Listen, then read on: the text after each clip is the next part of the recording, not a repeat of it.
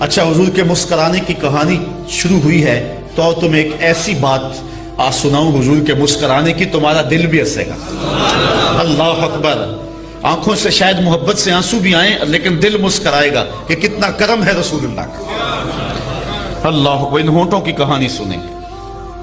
حضرت فضل بن عباس کہتے ہیں کہ جب حضور علیہ السلام کو لحد میں اتارا تو میں ان خوش نصیب لوگوں میں سے ہوں جنہوں نے حضور کو لحد میں اتارا۔ کہتے ہیں جب میں نے کفن کی تنیاں کھولی نا تو میں نے ایک منظر دیکھا کہ حضور کے لب جنبش میں ہیں۔ مجھے شوق اور تجسس پیدا ہوا کہ اس موقع پہ حضور کیا فرما رہے ہیں۔ تو کہتے ہیں کہ میں فادنیت و اذنی، میں نے اپنے کانوں کو حضور کے لبوں کے قریب کر دیا کہ میں سنوں تو صحیح کہ اس موقع پہ حضور کیا فرما رہے ہیں۔ تو کہتے ہیں فادنیت و اذنی اندہا فسمیت وہو یقول، میں نے حضور کو یہ کہتے ہوئے سنا اللہم اغفر لامتی، اے اللہ میری امت کی مغفرت فرما دے۔ فاخبرتہم لہذا، کہتے ہیں جو قبر کے آس پاس کنارے پہ کھڑے تھے میں نے یہ بات وہاں کھڑے کھڑے ان کو بتائی۔ فاخبرتہم، میں نے ان کو بتایا لہذا یہ ساری بات، فاخبرتہم بہذا، میں نے یہ ساری بات انہیں بتائی۔ فتعجبوا بشفقتہ علی امتہ، تو سارے امت پر حضور کی شفقت سے جو ہے وہ تعجب کرنے لگے کہ اتنا قریب نبی کے ساری زندگی میں پتھریلے پتھروں پہ پیشانیاں رکھ کے ہمارے لیے روتا رہا اور آج قبر میں بھی ہمارا دکھ لے کے جا رہا۔ اللہ اکبر، آئیے حضور کے دانتوں کا ذکر کریں۔ اللہ اکبر، یہ بعض لوگوں نے یہ بات مشہور کی ہے کہ احد کے موقع پہ حضور کے دندان ٹوٹ گئے تھے۔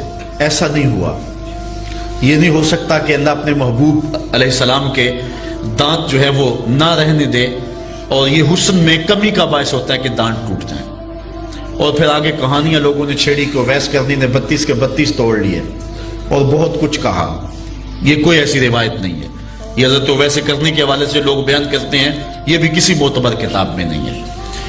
اچھا، لیکن حضور کے دندان کے حلقے سے کونے جو تھے وہ شہید ہوئے تھے، جس سے حضور کے دانتوں کا حسن اور بڑھ گیا تھا۔ یعنی دانت شہید نہیں ہوئے تھے، سارے دانت شہید ہونے کا مفہوم یہ ہے کہ دانتوں کے تھوڑے سے کونے جو ہیں وہ شہید ہوئے تھے، جس کی وجہ سے جو ہے وہ حضور کا حسن اور بڑھ گیا۔ اچھا، کافر بڑے خوش ہوئے جب انہیں پتا چلا نا کہ احد میں حضور کے دانت شہید ہو گئے، اور دانتوں سے انہوں نے یہی مفہوم لیا کہ شاید دانت ہی نکل گئے، تو وہ بڑے خوش ہو گئے کہ شاید اب حضور سونے نہ لگے۔ اللہ اکبر، حضرت عبداللہ ابن عباس کہتے ہیں کہ وہ حضور جب تشریف لائے نا احد سے تو آقا کریم علیہ السلام جو ہے وہ منبر پہ جلوہ فراز ہوئے، تو یہ بھی آ بیٹھے کہ اب منظر دیکھتے ہیں۔ تو کہتے ہیں جب میرے محبوب نے خطبہ پڑھا نا تو حضور کے دانتوں سے ایسا نور نکلا کہ جدھر دیکھا نور ہی نور چھا گیا، دانت نظر ہی نہ آئے، نور ہی پیدا ہوا۔ اب سنیے حضرت عبداللہ ابن عباس کی بات، کہتے ہیں کان رسول اللہ صلی اللہ علیہ وسلم افلج الثنیتین اذا تکلم رویا کالنور یخرج من بین ثنایاہ، کہتے تھوڑا سا فاصلہ تھا دانتوں کے درمیان، اور جب حضور بات کرتے تھے نور کی کرنیں چھل چھل کے نکلتی، ماحول کے اندر اجالے پھیل گئے۔ حضرت علی فرماتے ہیں کان رسول اللہ صلی اللہ علیہ وسلم براق الثنایا، حضور کے دانت چمکدار تھے۔ حضرت ابن عباس کہتے ہیں کان رسول اللہ صلی اللہ علیہ وسلم افلج الثنیتین، حضور کے دانت کشادہ تھے۔ حضرت ابو ہریرہ رضی اللہ تعالیٰ عنہ فرماتے ہیں کان رسول اللہ صلی اللہ علیہ وسلم حسن الصغر، حضور کے دانتوں کا جڑاؤ بڑا مضبوط تھا۔ اللہ اکبر، امام بوصیری علیہ رحمہ کو کون نہیں جانتا؟ یہ وہ شخص ہیں جنہوں نے ساری زندگی بادشاہوں کے قصیدے لکھے۔ جب وقت آخر آیا امام بوصیری کو فالج کا حملہ ہو گیا، اب سارے شہنشاہ چھوڑ گئے، جو نذرانے دیا کرتے تھے، اپنے قصیدے لکھوایا کرتے تھے، بندہ بیکار ہو گیا، چھوڑ گئے۔ امام بوصیری چارپائی پہ لگ گئے۔ ایک دن رات کا موقع ہے، شام گہری ہو گئی، بوصیری کے دل میں خیال آیا اب کوئی پرسان حال نہیں رہا، ساری زندگی شاہوں کے قصیدے لکھے، اوکھا ویلا آیا تو چھوڑ گئے، تو سوچا کیوں نہ اس کا قصیدہ لکھوں جو شاہوں کا شاہ ہے۔ اچھا، قلم پکڑا اور حضور کا قصیدہ لکھا۔ بوصیری قصیدہ لکھ کے سو گئے، مقدر جاگے حضور تشریف لائے، اور آقا کریم نے فرمایا بوصیری جو قصیدہ لکھا سناؤ تو صحیح۔ امام بوصیری نے رات خواب میں وہ قصیدہ حضور کو سنایا، آقا کریم نے دست شفقت امام بوصیری پہ پھیرا، اور پھر حضرت امام بوصیری کو چادر عطا کی. قصیدہ بردہ کو قصیدہ بردہ اسی لیے کہتے ہیں کہ اس پر حضور نے چادر عطا کی تھی. اقبال بھی کہتا ہے اے بوصیری را ردا بخشندائی مربربت سلمہ مرا بخشندائی.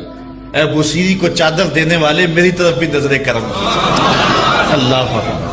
اور ایک جگہ اقبال کہتے ہیں اے لوگوں میں تم سے اپنے شعروں کی داد نہیں مانگتا, تم نے مجھے کیا داد دینی ہے شعروں کی, میں اپنے شعروں کی داد گنبد خضرا کے مکی سے مانگتا. اللہ اکبر. تو حضور علیہ السلام نے چادر عطا کی. امام بوصیری اٹھے تو دیکھا چادر سرانے پڑی ہوئی تھی اور پورا بدن سلامت ہے. بس فوراً غسل کیا, وضو تازہ کیا اور پھر اٹھے اور چادر اپنے کندھوں پہ اڑی اور کہا کہ تہجد کی نماز جا کے مسجد میں پڑھتا ہوں. امام بوصیری بالکل تندرست ہیں. گزر رہے تھے, راستے میں ایک فقیر کھڑا تھا. دیکھ کے بوصیری کو کہنے لگے بوصیری رات والا قصیدہ تو سناؤ. بوصیری نے تجاہل عرفانہ کرتے ہوئے کون سا قصیدہ؟ کہا بھول گئے ہو, یہ چادر کہاں سے آئی ہے؟ جب رات تم نے سنایا تھا میں بھی پاس ہی تھا. امام بوصیری کا یہ قصیدہ پھر مقبول ہوا. مقبول کیوں نہ ہوا؟ حضور نے قبول کیا.